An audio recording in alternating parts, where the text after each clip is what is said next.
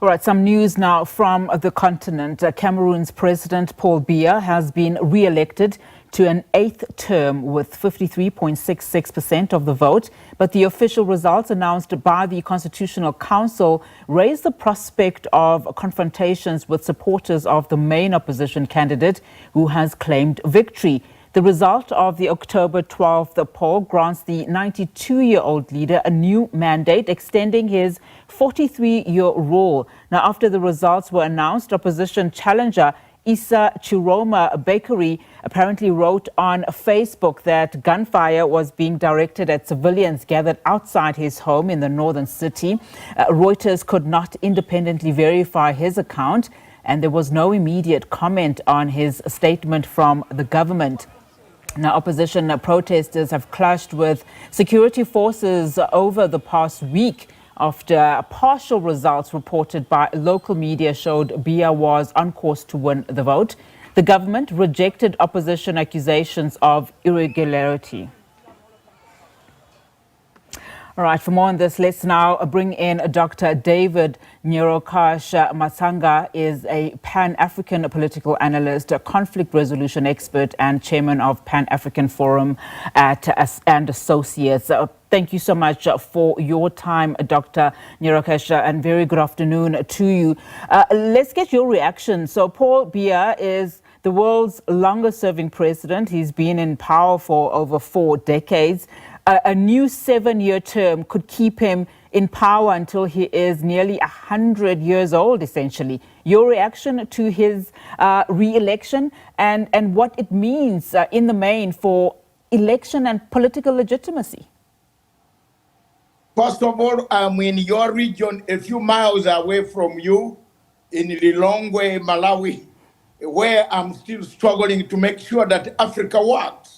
And I am appalled. I am appalled by the results that have come out of Cameroon. I am one of the few people who has opposed Paul Biya for the last 9 years since this outbreak of violence between the southern Cameroonians, Amazonia, and his party and his government. I am very appalled by the Commonwealth, the African Union. They have gone into Cameroon to observe elections, knowing very well 3,000 prisoners of conscience, political prisoners, are languishing on life sentence without trial, kangaroo courts. Britain, Commonwealth, America, France have betrayed democracy today. This election was doctored. I'm not a Cameroonian. I've written articles and articles about Cameroon, and I stand firm. As I speak right now, I'm one of the international legal experts for the 10 Cameroonians who were sentenced to life, called Nera 10, abducted, kidnapped, against non-refoulement, brought to Yaoundé, sentenced to life. This was not an election, it was a charade, and the Commonwealth must stand up, African Union must stand up, condemn such an election. This was not democracy at all. Yeah, and I want to get your views then on what should the next steps be. I mean, from a conflict resolution perspective, especially when you consider how divided the nation is and the reports that we are hearing on the ground, what measures should regional bodies like the African Union be then taking to prevent a descent into instability? I'm not hearing you. I'm saying that given just what you are saying in terms of how this news may not necessarily also have been favorable for many people on the ground. I get your answer, I think. All right. Are you there, people? All right, continue, sir.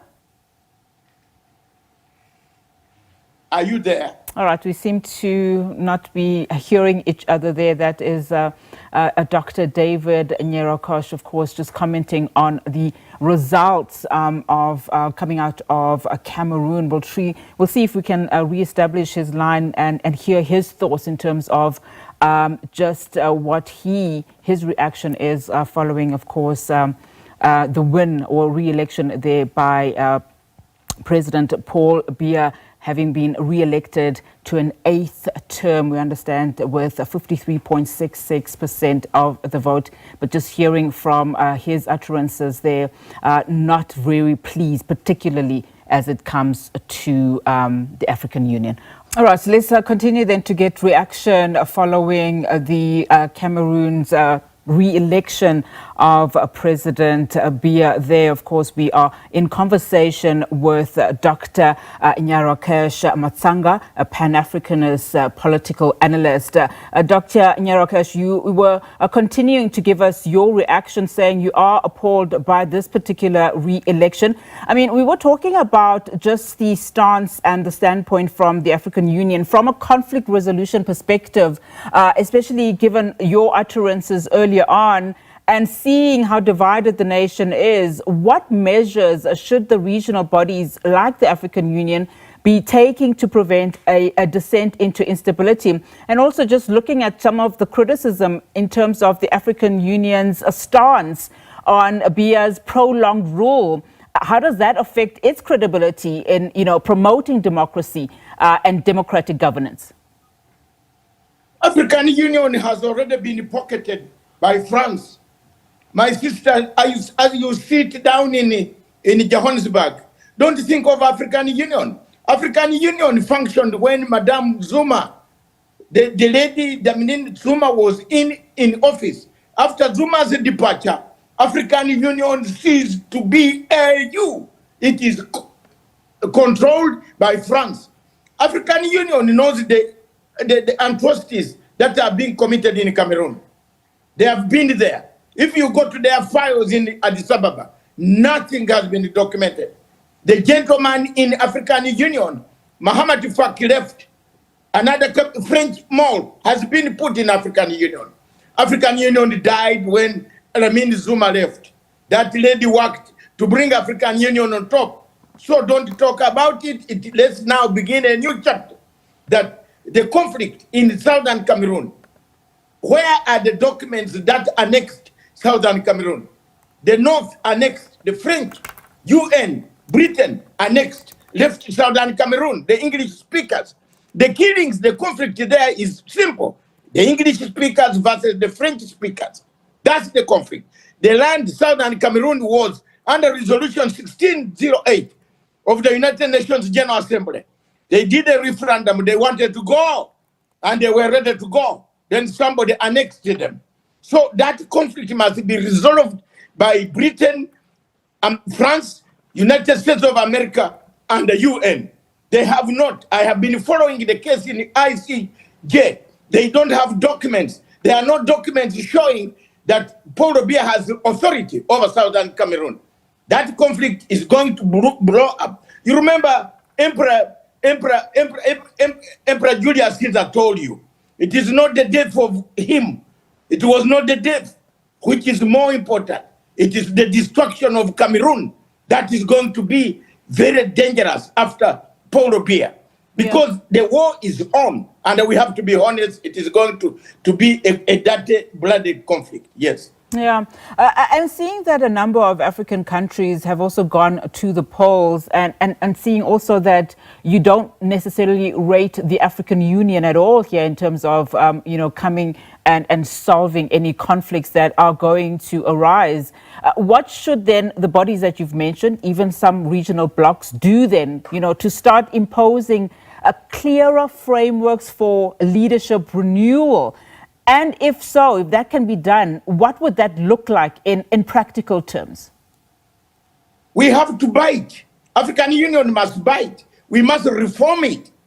It is just a barking dog. It has nothing, no powers to tell Mr. Paul Biya that get out. You are killing people. Stop it. We must bite. We must start biting. And the President Ruto of Kenya must begin. Is the chairman of reforms for African Union. I am speaking as an elder in Africa. Let's be honest. Let's reform African Union to remove some of these obnoxious leaders like Paul Biya, who has slaughtered many millions and displaced millions of his own people. And he does not even rule from Cameroon. He rules from a sick bed in Switzerland, What is African Union doing? Dining with him. Commonwealth, the British Empire itself, the king presiding over the slaughter of the people of Southern Cameroon. Look at all the countries that have taken place in elections. African Union is watching Mr. Ouattara in the Ivory Coast. See what he has done. Extended, moved on, even blocked some of his people, threw them in jail.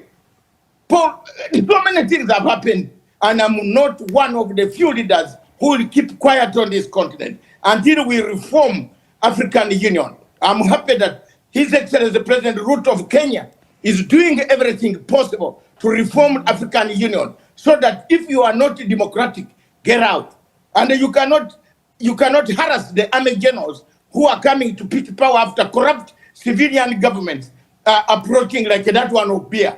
Paul Biya's army will not keep quiet. And we are now living on a volcano here.